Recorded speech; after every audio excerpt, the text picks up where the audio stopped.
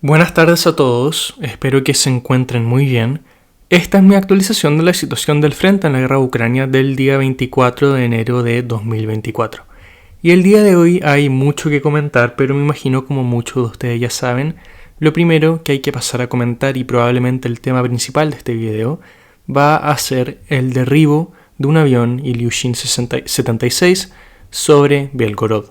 Belgorod es esta región rusa que colinda con la zona de Kharkov en Ucrania y es una región que ha tenido mucha actividad en el último tiempo. Muchos bombardeos hacia Kharkov vienen de Belgorod y además recordemos que hace más o menos un mes Ucrania atacó Belgorod con artillería, la ciudad de Belgorod en específico, y un avión Ilyushin son aviones de transporte que el ejército ruso lleva usando mucho tiempo. Pueden transportar una gran cantidad de personas, pero también pueden transportar equipo.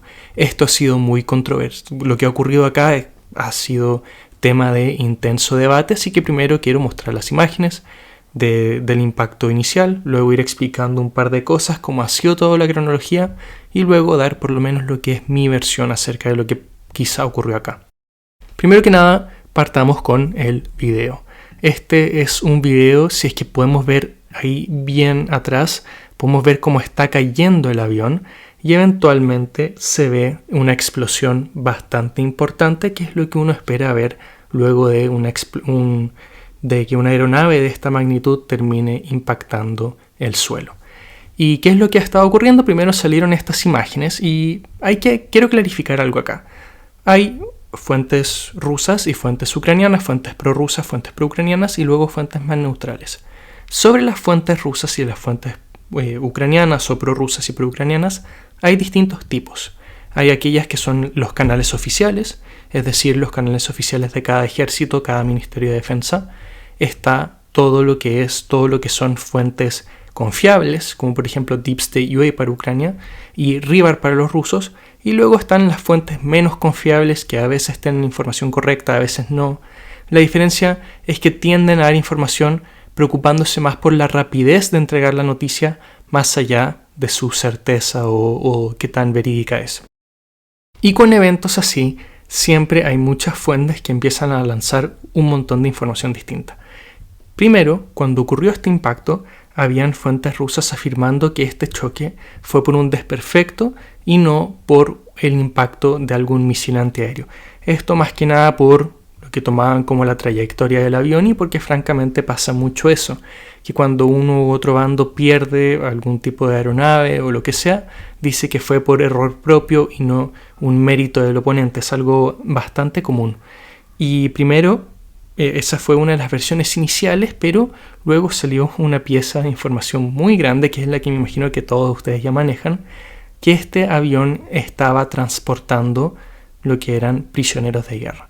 Y hasta ahora la información que se tiene es que primero estaba la tripulación del avión, 3 soldados del ejército ruso como escoltas y 65 prisioneros de guerra ucranianos que estaban siendo transportados a Ucrania, o a alguna zona fronteriza, mejor dicho, para poder llevar a cabo un intercambio con otro número de prisioneros rusos. Esa es la versión que se está difundiendo más acerca de qué era el contenido del avión. Lo vamos a explicar un poco más después. Primero, fuentes menos confiables del bando ucraniano empezaron a decir: no, estos no eran prisioneros de guerra, eran en realidad misiles para sistemas S-300. Los S-300 son sistemas antiaéreos, pero cuyos misiles se utilizan de vez en cuando para impactar de superficie a superficie en vez de superficie a aire. Hemos visto que esto cada vez se hace más común y que Rusia los está utilizando desde Belgorod hacia Kharkov. Entonces por eso empezó a salir esto desde las fuentes ucranianas y se empezó a impulsar mucho esto, pero los rusos siempre firmes con que eran prisioneros de guerra.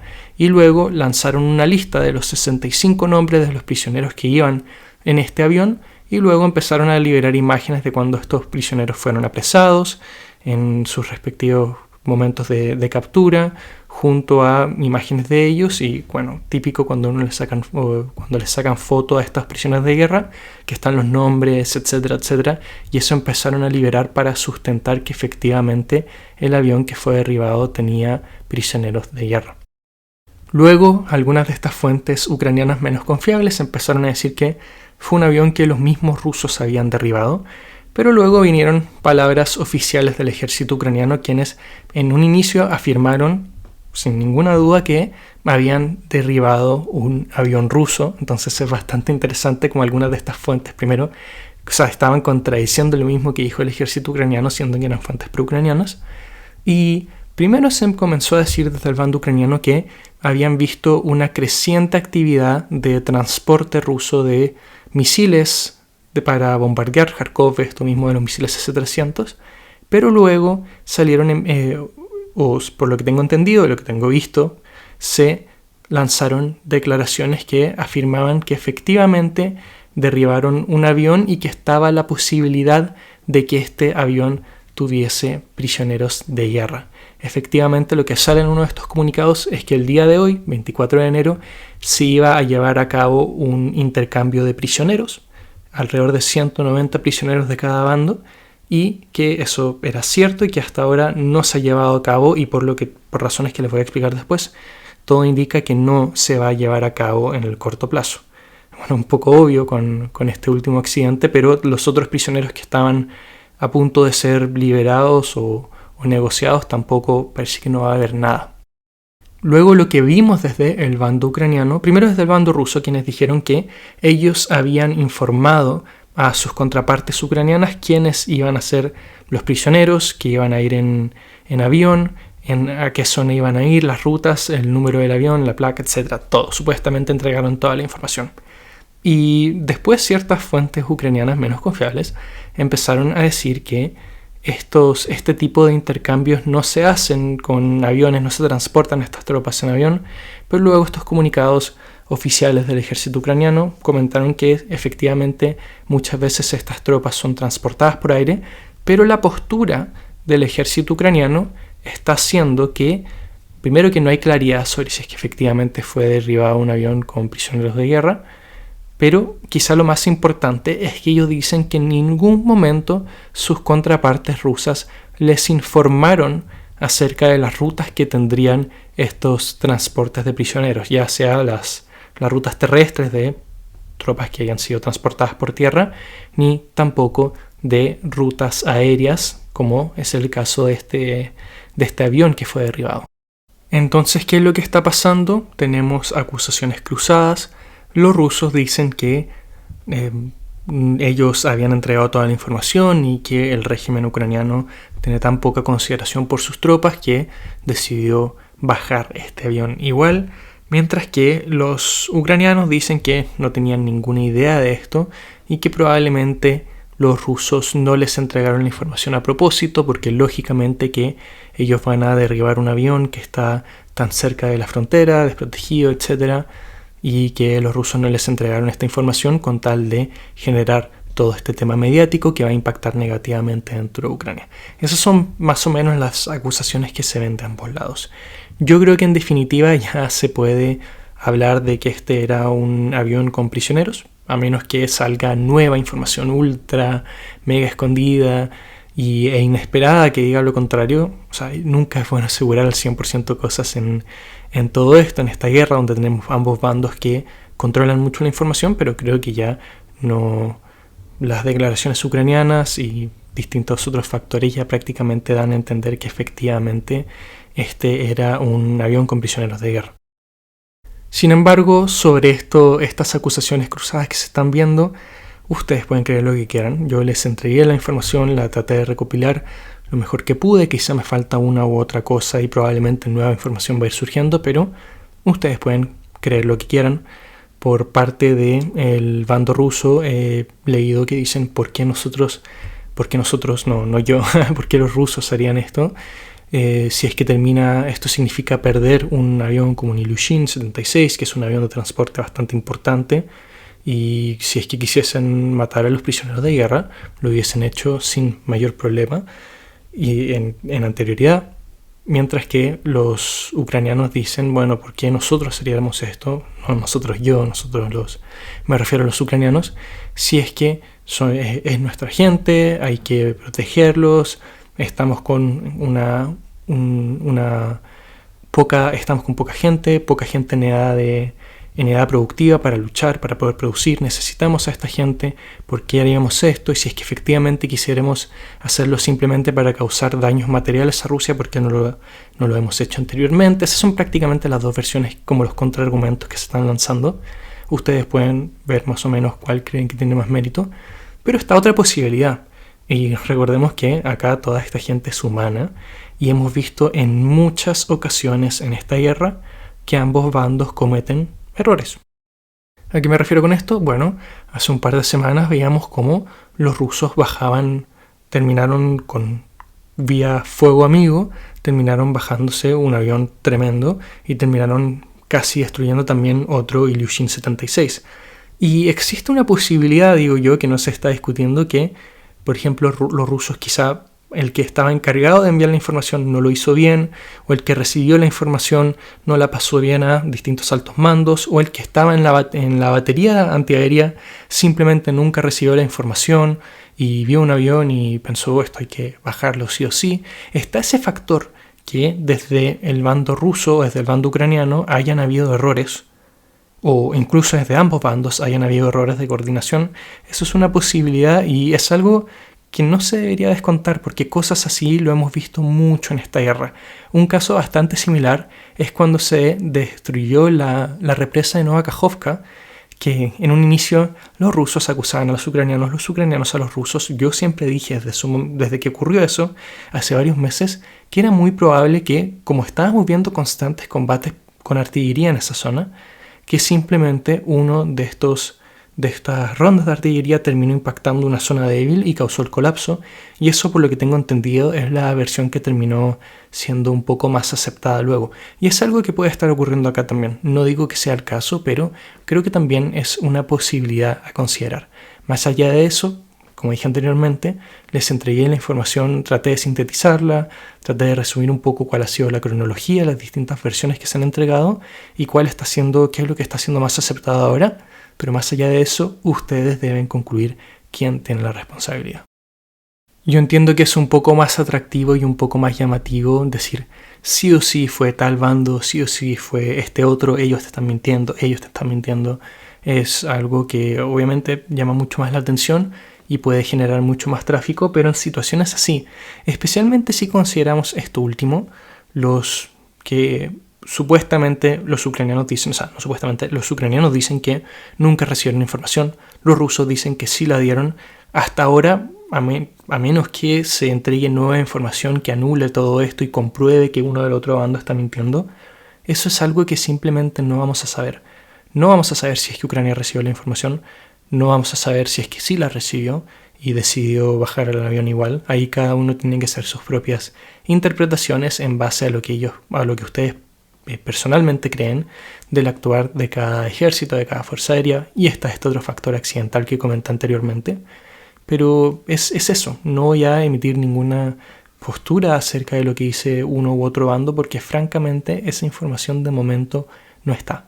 Puede que surja, puede por ejemplo que los rusos muestren su panel de comunicaciones, lo que sea, y demuestren que sí le entregaron esta información a Ucrania, o que los ucranianos hagan lo contrario, demuestren que las comunicaciones que han recibido de Rusia no tenían nada que ver con las rutas de este avión. Puede ser, eso terminaría anulando todo y dando una respuesta certera, pero lo más probable es que, como con muchas cosas en esta guerra, simplemente no tengamos una respuesta 100% concreta, 100% verídica.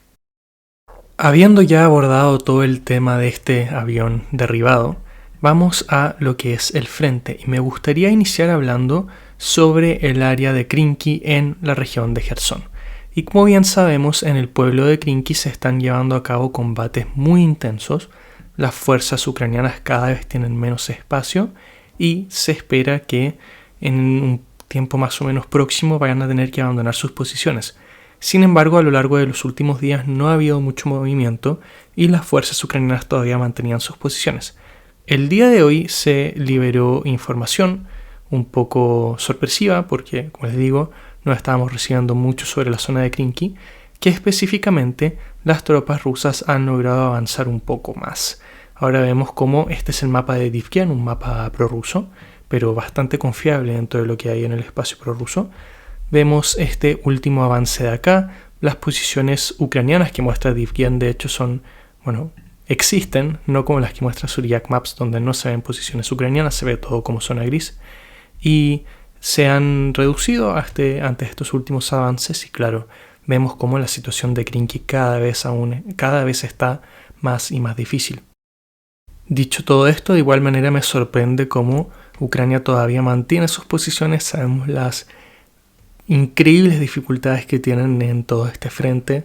Sabemos que prácticamente no tienen apoyo, suministrarlos es bastante difícil, pero la otra opción sería simplemente evacuar Krinky y por razones que ya he explicado en varias ocasiones, una evacuación de Krinky probablemente sería muy difícil, las tropas que salgan de ahí quedarían muy al descubierto. Sobre la cantidad de tropas que hay en Krinky, la verdad es que no hay un número certero, pero lo que he leído en distintas fuentes es que la cantidad de tropas ucranianas que están en lo que queda de este pueblo no superan las 100. Y probablemente ese número se va reduciendo de manera paulatina mientras más pasan las horas. Va a ser interesante ver cómo termina evolucionando todo este frente, pero como les digo, de la batalla de Krinky ya no queda mucho. Ahora quiero pasar a comentar lo que está ocurriendo en Avdiivka para, primero que nada, hablar de lo que está ocurriendo ahora mismo. En segundo lugar, más tarde quiero hablar de una pieza de información muy interesante que se liberó en el último tiempo. Ya, primero que nada, ¿qué está ocurriendo? Hemos visto que en los últimos 2-3 días los rusos no han avanzado y que de hecho Ucrania ha capturado ciertas posiciones rusas. Esto lo podemos ver señalado en el mapa de Divgen, pero también en el de Suryak Maps, que muestra un pequeño avance ucraniano entre Berdichi y Stepove. Si es que vamos al mapa, acá es más o menos en esta zona de acá. Esto tras unos pequeños contraataques ucranianos. Y esto es lo más importante, estos pequeños contraataques, porque hemos visto que Ucrania está lanzando contraataques. Hay algunas fuentes que hablan de que están lanzando contraataques contra prácticamente todo el frente, pero la información más confiable que he recibido es que están lanzando contraataques específicamente contra distintos puntos de la ciudad de Avdiivka. Y esto significaría un cambio muy importante de cómo hemos visto que los ucranianos desarrollan la defensa de Avdiivka, o cómo la han desarrollado en el último tiempo. Porque lo que estábamos viendo es que Ucrania no podía estabilizar el frente, estaba teniendo problemas específicamente hacia el sur, y ahora lo que decidieron hacer al parecer es llevar a cabo este cambio de estrategia y para hacer que los rusos no avancen, comenzar a lanzar contraataques. En algunos lugares han avanzado, en otros no. Y en definitiva, ¿cuál es probablemente la idea de todo esto? Que obviamente se arriesgan tropas que van al contraataque, quedan más expuestas y todo, pero todo eso para comprarle el tiempo al resto de las tropas para que puedan ir estableciendo estas nuevas líneas defensivas y que no sigan cayendo como lo que estábamos viendo anteriormente. En síntesis, estos contraataques le pueden comprar tiempo a Ucrania para establecer las nuevas líneas defensivas que se supone que van a ser los próximos puntos de combate en la batalla de Avdiivka. Esto probablemente nunca vamos a saber las pérdidas ucranianas, pero normalmente los contraataques pueden ser costosos si es que no terminan teniendo muchos avances. No sabemos si este es el caso, pero también está la posibilidad de que los rusos los hayan pillado por sorpresa y que eso pueda minimizar también las bajas ucranianas, pero me imagino que el cálculo que se está haciendo es que con los contraataques la cantidad de tropas perdidas sería menor a la cantidad de tropas que se podrían perder si es que seguimos viendo cómo distintas líneas defensivas van cediendo porque no han tenido tiempo suficiente para consolidarse y para armarse. Eso es lo que está ocurriendo ahora. Recordemos que la situación en el frente es muy dinámica, especialmente en zonas de combates tan fuertes como Avdiivka, entonces esta información puede quedar obsoleta relativamente rápido, pero de momento, a la hora específica en la que estoy grabando este video, esto es lo último que ha ocurrido en Avdiivka. Y ahora quiero pasar a comentar otra cosa más que tiene que ver con Avdiivka y hablo específicamente de cómo los rusos lograron penetrar en estas importantes líneas defensivas al sur que, como comentamos hace un tiempo, lograron capturar hace un par de días. Y en esta zona donde a lo largo de los últimos días vimos esta entrada rusa, la voy a mostrar acá cómo ha cambiado el frente en los últimos días.